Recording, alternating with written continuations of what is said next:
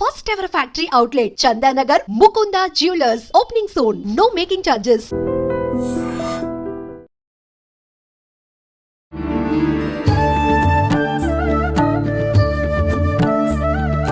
నమస్కారం, welcome to I dream. ధర్మ మార్గం విత్ విజిత కార్యక్రమానికి స్వాగతం. ప్రస్తుతం మనతో పాటు ఉన్నారు ప్రముఖ ఆధ్యాత్మికవేత్త, జ్యోతిష్య పండితులు సుభాష్ శర్మ గారు. ఇప్పుడు గురుగారితో మాట్లాడి మరిన్ని విషయాలు తెలుసుకుందాం. నమస్కారం గురుగారు. శ్రీమాత్రే. గురుగారు, శ్రీరామనవమి. శ్రీరాముడు అనగానే ప్రతి ఒక్కరూ ధర్మానికి ఒక నిలువెత్తు నిదర్శనంగా భావిస్తూ ఉంటారు. సీతారాముల్ని ఆదర్శ దంపతులుగా తీసుకుంటారు.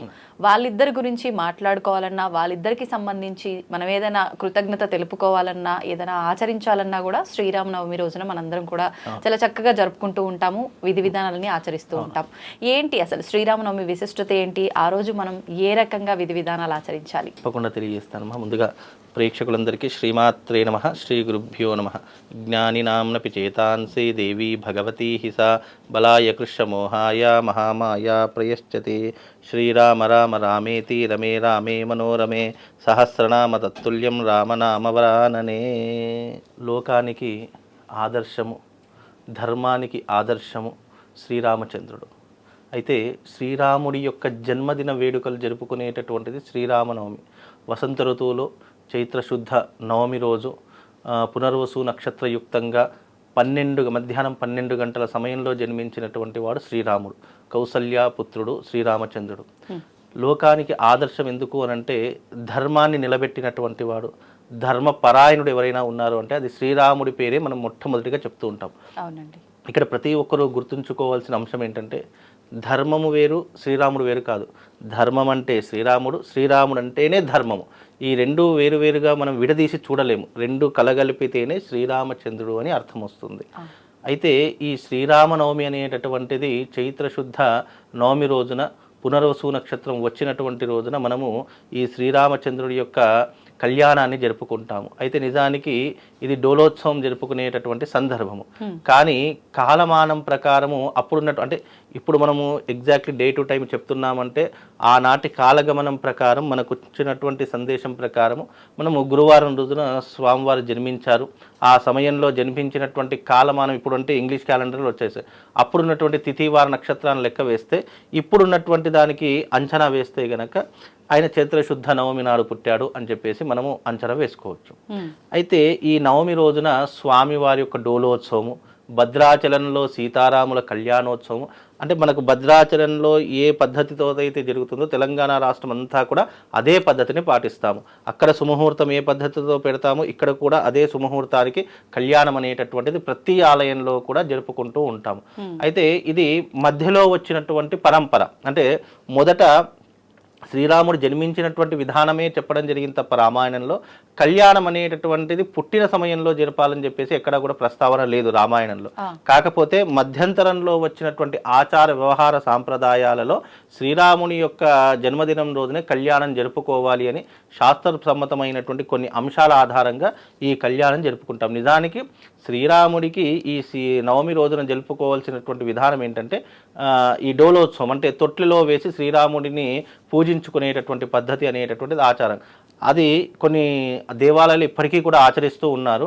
కొన్ని దేవాలయాల్లో కళ్యాణంతో పాటు ఈ యొక్క జన్మదిన వేడుకలు కూడా జరుపుకునేటటువంటి ఆచారము ఇప్పటికీ కూడా కొనసాగుతూ ఉంటుంది. అయితే ఈ యొక్క కళ్యాణం అనేటటువంటిది లోక కళ్యాణం. మనకెప్పుడూ కూడా ఉగాది అయిన మరుసటి రోజులలో నుంచి మొట్టమొదటి పండుగ ఏదో వస్తుంది అంటే సీతారాముల కళ్యాణ మహోత్సవం. దీని తర్వాతనే లోక కళ్యాణం. అంటే సీతారాముల కళ్యాణం అయిన తర్వాత లోక కళ్యాణం అంటే మానవుల యొక్క కళ్యాణం జరపడం అనేటటువంటిది ఆచారంగా వస్తుంటుంది. సీతారాముల కళ్యాణం ముందర మనం కళ్యాణాలు చేయడానికి పనికిరాదు, నిషిద్ధమైనటువంటి సమయం. కాబట్టి సీతారాముల కళ్యాణం ఎప్పుడైతే జరుగుతుందో అప్పుడు మానవుల కళ్యాణం చేసుకోవడానికి అవకాశం ఉన్నటువంటి రోజుగా భావన చేసుకుంటాము.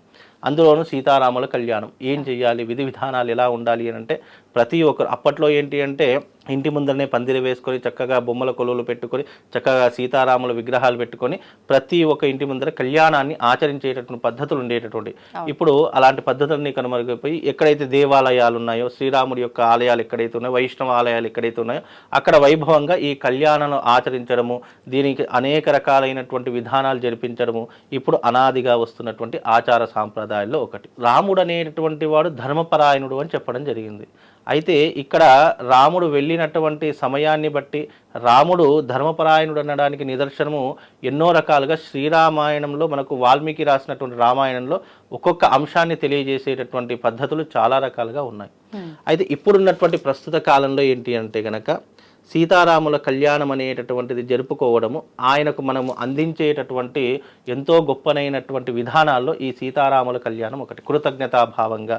అయితే ఆయన మహావిష్ణు అవతారంలో 7వ అవతారమైనటువంటి శ్రీరామ అవతారం, సాక్షాత్తు స్వయం విష్ణు స్వరూపమైనటువంటి అవతారాల్లో శ్రీరామ అవతారం ఒకటి. పరశురామ అవతారం అనేటటువంటిది ఆయనలో ఉన్నటువంటి ఒక భాగంలో అవతారమే తప్ప ఆయన స్వయంకృతమైనటువంటి ఈ యొక్క అవతారాల్లో శ్రీరామ అవతారం సాక్షాత్తు విష్ణుమూర్తి అలాగే రాముడు వేరు కాదు, రెండు ఒకటే అంశతో జన్మించినటువంటి వాడు శ్రీరాముడు. కనుక ఇది వైష్ణవ సాంప్రదాయాల్లో శ్రీరాముడికి కళ్యాణం ఆచరిస్తారు, పట్టాభిషేకం ఆచరిస్తూ ఉంటారు, అలాగే డోలోత్సవం ఆచరిస్తూ ఉంటారు. ఈ 3 రకాలైనటువంటి పద్ధతులు ఆచరించేటటువంటి సాంప్రదాయాలు మనకు ఈ యొక్క సీతారాముల కళ్యాణ మహోత్సవంలో జరిగేటటువంటి అంశాలు ఉంటాయి. అయితే ఎవరికైతే వివాహం కావట్లేదు, ఎవరికైతే సంతానం కావట్లేదు, ఈ శ్రీరామనవమి రోజున తప్పకుండా ఈ కళ్యాణంలో పాల్గొన్నటువంటి వారికి ఆ శ్రీరాముడి లాంటి గొప్పనైనటువంటి సంతాన భాగ్యం కలుగుతుంది అని పురాణ వచనంలో చెప్పడం జరిగింది. కనుక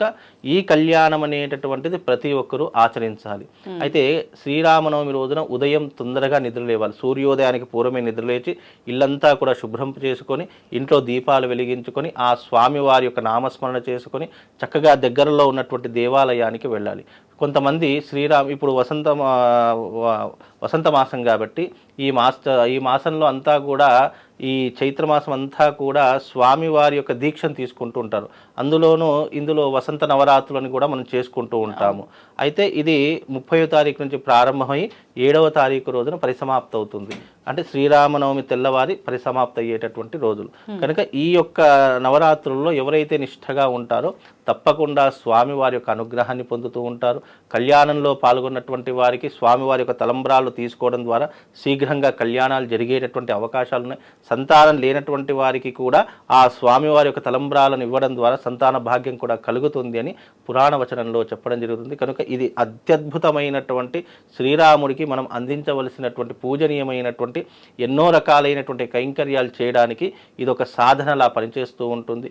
ఈ శ్రీరామనవమిని ప్రతి ఒక్కరూ వినియోగించుకొని ఇంట్లో కూడా, అంటే గుడికి వెళ్ళలేనటువంటి వారు ఇంట్లో చేసుకోవడానికి కూడా అవకాశం ఉన్నటువంటి వారు చక్కగా పీటను ఏర్పాటు చేసుకొని రాముడి యొక్క ప్రతిమను పెట్టుకొని చక్కగా స్వామివారికి ఇష్టమైనటువంటి షోడశోపచార పూజను చేసిన తర్వాత స్వామివారికి ఇష్టమైనటువంటి వడపప్పు పానకము ఇవి స్వామివారికి నైవేద్యంగా సమర్పిస్తే గనక రాముడి యొక్క సంపూర్ణమైనటువంటి అనుగ్రహం కలుగుతుంది.